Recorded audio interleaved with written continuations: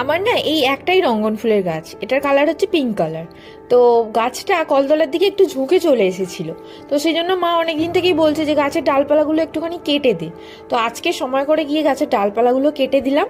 আর দেওয়ার পর সেগুলো নিয়ে ইচ্ছে ছিল গাছ করার, কিন্তু সময়ের অভাব, সেজন্য ডালপালাগুলো সব ফেলেই দিলাম।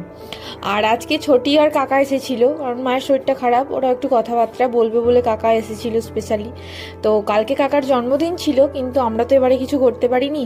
আর প্রত্যেক বছর এই জন্মদিন নিয়ে কত কিছু হয়। ঠাকুমা মানে 1 মাস আগে থেকে ফোন করে করে দুই বোনকে পুরো পাগল করে দেয় যে ওই কাকাকে তোর বাবাকে ভাত দেবো, বাবাকে নিয়ে চলে আসবি সকাল সকাল। তাই এবারে কাকার মনটা খুব খারাপ। প্রথমে বলেছিল আমি আসবো না, আমি ফোন করে বলেছিলাম, যদি বললো আমি এবারে আর যাবো না, কিন্তু আবার পরে বলে যে ঠিক আছে যাচ্ছি। তো এসেছিল, কিছু হয়নি, মানে আমরা কিছুই পালন করিনি। ওই একটা মনের মধ্যে কিরকম একটা অদ্ভুত রকমের কষ্ট অনুভব করছিলাম, কারণ আমাদের ঠাকুমা আমাদের প্রচুর প্রিয় ছিল।